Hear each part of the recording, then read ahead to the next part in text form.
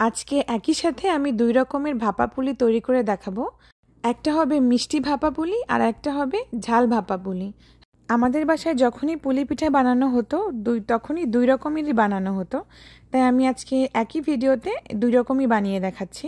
Hello everyone, আসসালামু আলাইকুম, welcome back to my channel. তাহলে চলুন ঝটপট রেসিপিটা দেখে নেওয়া যাক। তো প্রথমে আমি মিষ্টি হালুয়াটা বানিয়ে নেব। এর জন্য একটি প্যানের ভিতরে নিয়ে নিলাম 2 টেবিল চামচ ঘি। ঘিয়ের ভিতরে আমি হাফ কাপ দিয়ে দিচ্ছি চালের গুঁড়ি। আমাদের বাসায় যে হালুয়াটা বানানো হতো সেটা চালের গুঁড়ি দিয়ে বানানো হতো। আপনারা চাইলে শুধু নারিকেলের পুর দিয়েও এটা বানাতে পারেন। তো আমি যেহেতু চালের গুঁড়ি দিয়ে বানাচ্ছি, এই জন্য চালের গুঁড়িটা আমি খুব ভালো মতো ঘিয়ের সাথে ভেজে নেব। এতে চালের যে এক্সট্রা গন্ধ থাকে সেটা চলে যাবে। যখন এরকম ব্রাউন কালার হয়ে যাবে সে পর্যায়ে আমি 2 কাপ দুধ দিয়ে দিচ্ছি। দুধটা দেওয়ার পরে অনবরত নাড়তে হবে যাতে নিচে লেগে না যায়। এখন ফ্লেভারের জন্য আমি অ্যাড করছি একটা দারচিনি আর 4টা এলাচ। এখন মিষ্টির জন্য আমি এখানে হাফ কাপ গুড় দিয়েছি আর সামান্য একটু লবণ দিয়ে দিলাম। এখন এই সব কিছুকে খুব ভালো করে মিশিয়ে নেব যাতে গুড়টা ভালো মতো গলে যায়। আরও একটু ফ্লেভারের জন্য আমি এখানে দিয়ে দিচ্ছি হাফ কাপ নারিকেল কোড়া, 2 টেবিল চামচ গুঁড়া দুধ। এই সব কিছু দিয়ে আবার খুব ভালো করে আমি মিশিয়ে নেব। এ পর্যায়ে অবশ্যই চুলার আঁচ লোতে রাখতে হবে, তা না হলে নিচে লেগে যেতে পারে। নাড়তে নাড়তে যখন দেখবেন একটা পর্যায়ে এরকম সুন্দর কালার চলে এসেছে আর প্যান ছেড়ে দিচ্ছে, এ পর্যায়ে আরও একটু ফ্লেভারের জন্য আমি এখানে 1 টেবিল চামচ আরও একটু ঘি দিয়ে দিলাম। এতে হালুয়াটা খেতে আরও বেশি মজা লাগবে। আপনারা যদি এমনি ওই হালুয়াটা খেতে চান তাও খেতে পারবেন। এই হালুয়াটা এমনি খেতেও অনেক মজার। তাহলে এই তো আমাদের মিষ্টি হালুয়া একদম রেডি হয়ে গেল। এখন আমরা ঝাল হালুয়াটা তৈরি করব। এর জন্য এখানে একটি পাত্রে আমি নিয়ে নিচ্ছি 1 কাপ মাসকলাইয়ের ডাল। আমাদের বাসায় যে ডালের হালুয়াটা তৈরি করে সেটা মাসকলাইয়ের ডাল দিয়ে করে। আপনারা চাইলে এখানে চানা ডাল, বুটের ডাল, যে কোনো ডাল ব্যবহার করতে পারেন। আমার ডালটা ভাজা ছিল না বলে আমি একটু ভেজে নিলাম যাতে ফ্লেভারটা অনেক সুন্দর আসে। এখন ভালো মতো পরিষ্কার পানি দিয়ে ধুয়ে প্রায় 3 কাপ মতো পানি অ্যাড করে আমি চুলায় বসিয়ে দিয়েছি। সাথে আমি এখানে 1 মুঠো পেঁয়াজ কুচি, 5-6টা কাঁচামরিচ কুচি, হাফ চা চামচ আদা রসুন বাটা আর হাফ চা চামচ লবণ দিয়ে ভালো করে মিশিয়ে ঢাকনা দিয়ে ঢেকে অপেক্ষা করব ভালো মতো সেদ্ধ হয়ে যাওয়া পর্যন্ত। এই যে দেখুন ডালটা ভালো মতো সেদ্ধ হয়ে গেছে আর পানিও শুকিয়ে গেছে। এ পর্যায়ে আমি ডালটাকে একটা ম্যাশার দিয়ে অল্প একটু ম্যাশ করে নেব।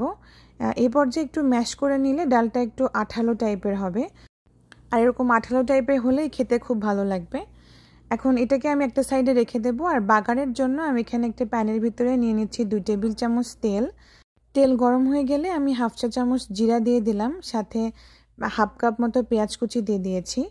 এখন এটাকে আমি বেরেস্তা হয়ে যাওয়া পর্যন্ত ভেজে নেব। যখন দেখবেন এরকম গোল্ডেন ব্রাউন হয়ে গেছে তখন এই বাগারটা আমি সেই আগে থেকে সেদ্ধ করে রাখা ডালের মধ্যে দিয়ে দেব। প্রায় 1 মিনিট মতো এখন নেড়েচেড়ে নিলেই আমাদের ডালের পুরটা রেডি হয়ে যাবে। এই পুরটা খেতেও এমনি এমনি অনেক মজার। তাহলে আমাদের দুটার পুরই এখন রেডি হয়ে গেল। এখন এই দুটাকে আমরা ঠান্ডা করতে দেব। যতক্ষণ পুরগুলো ঠান্ডা হচ্ছে ততক্ষণে আমরা ডো বানিয়ে নেব। এর জন্য একটি পাত্রের ভিতরে আমি পানি দিয়েছি এখানে 3.5 কাপ। সেখানে 1 চা চামচ আমি লবণ দিয়ে দিলাম। এখন অপেক্ষা করব পানিটা ফুটে ওঠা পর্যন্ত। যখন পানি ফুটে উঠবে সে পর্যায়ে এখানে 3 কাপ আমি চালের গুঁড়ি ব্যবহার করলাম। 3 কাপ চালের গুঁড়ি দিয়ে একটু এভাবে চামচ দিয়ে একটু ফাঁকা করে দিলাম। এভাবে আমি 1 মিনিট মতো রান্না করব। 1 মিনিট রান্না করার পরে আমি চুলাটা বন্ধ করে দেব আর অনবরত নেড়ে আমি পানিটা অ্যাবজর্ব হয়ে যাওয়া পর্যন্ত নাড়তে থাকব।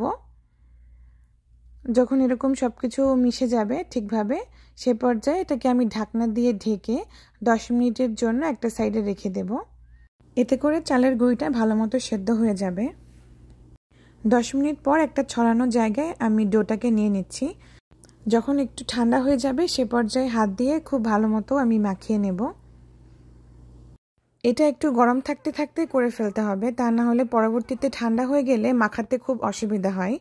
তো গরম থাকতে থাকতে আমি এটাকে মাখিয়ে নেব। আর এজন্য আমি হাতের পাশে একটু ঠান্ডা পানি রেখে দিয়েছিলাম। একটু করে আমি মাখাবো আর ঠান্ডা পানিতে হাতটাকে ডিপ করে নেব।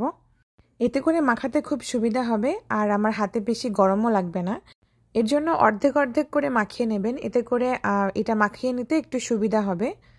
আমি যেহেতু অনেকটা খামির করেছি, আমার যতখানি খামির করেছি এই দিয়ে আমার মোট বড় সাইজের 20টা পিঠা হবে। এই তো আমাদের ডো একদম রেডি হয়ে গেছে। এখান থেকে আমি অর্ধেকটা ঝাল পিঠার জন্য রেখে দেবো আর অর্ধেকটা আমি মিষ্টি পিঠা তৈরি করব। আর এই ডোটা খুবই তাড়াতাড়ি ঠান্ডা হয়ে যায়, এর জন্য একটা সুতি কাপড় বা ভেজা টিস্যু দিয়ে এভাবে ঢেকে রাখতে হবে।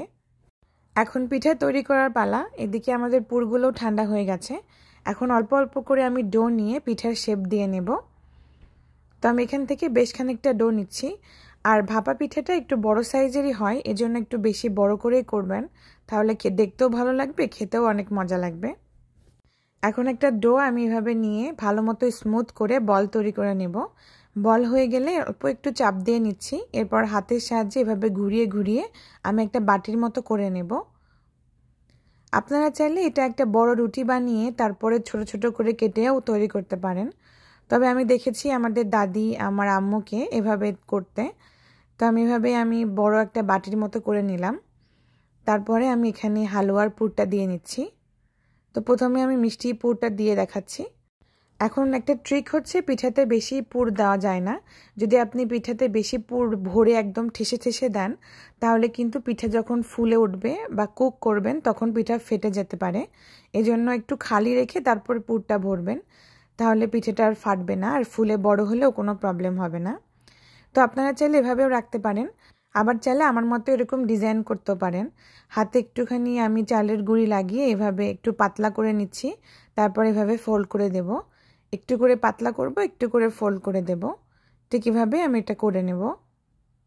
দেখুন আমি কিভাবে করছি।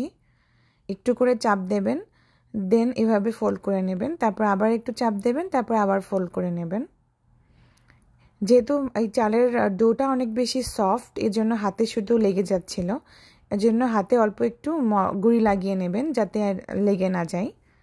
এতে আমাদের দুইটা পিঠা তৈরি হয়ে গেল। এখন আমি ঝালের পিঠাটা তৈরি করে দেখাবো। এরকম প্রথমে গোল করে নিচ্ছি, তারপরে আবার বাটির মতো করে নেব। যখন এরকম গোল বাটি হয়ে যাবে সে পর্যায়ে আমি ডালটা দিয়ে দিচ্ছি। ডালের পিঠার ক্ষেত্রেও আপনাকে পুরটা বেশি ভরা যাবে না, অল্প একটু খালি রাখবেন। তারপরে এভাবে হাত দিয়ে চেপে দিয়ে তারপরে আমার মতো এরকম গোল গোল করে ফোল্ড করে নিলেই হয়ে যাবে।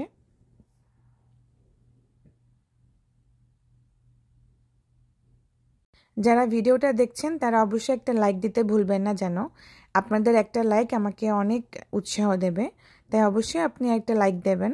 এখন পিঠাগুলো ভাপ দিয়ে নেব। ভাপ দেওয়ার জন্য আমি এখানে আগে থেকে একটা প্যানের ভিতরে পানি গরম করতে বসিয়েছিলাম। পানিটা গরম হয়ে গেলে তার উপরে একটা স্ট্রেনার বসিয়ে দিয়েছি, আর স্ট্রেনারটার উপরে আমি অল্প একটু ঘি ব্রাশ করে দিলাম। আপনারা চাইলে তেলও ব্রাশ করতে পারেন। ব্রাশ হয়ে গেলে তারপরে আমি পিঠাগুলোকে ভাপে বসাবো। এরকম একটু তেল আর একটু ঘি যদি আপনারা ব্রাশ করে দেন, তাহলে পিঠা উঠাতে আর কোনো প্রবলেম হবে না। এখন পিঠাগুলোকে দিয়ে ঢাকনা দিয়ে ঢেকে, ঢাকনার ভেতরে যদি কোনো ছিদ্র থাকে সেটা দিয়ে আটকে আমি 15 মিনিট মতো এটাকে কুক করে নিয়েছি। 15 মিনিটের ভেতরে পিঠাগুলো পারফেক্টভাবে কুক হয়ে যাবে। এই যে দেখুন কতটা সুন্দর হয়েছে আর ফুলে উঠেছে। ঠিক একইভাবে আমি সবগুলো পিঠা এখন তৈরি করে নেব। এই তো আমাদের সবগুলো পিঠা তৈরি হয়ে গেছে। যারা ভাপা পিঠা তৈরি করতে পারেন না বা ভালো একটা সুন্দর রেসিপি খুঁজছেন, তাদের জন্য আজকে আমার এই রেসিপি। আমি চেষ্টা করেছি খুব সহজভাবে দেখাতে, যাতে আপনারা সবাই তৈরি করতে পারেন। তাহলে আজকের মতো এই পর্যন্তই, দেখা হবে অন্য কোনো ভিডিওতে। সে পর্যন্ত সবাই ভালো থাকবেন আর আমার জন্য অনেক অনেক দোয়া করবেন। আল্লাহ হাফেজ।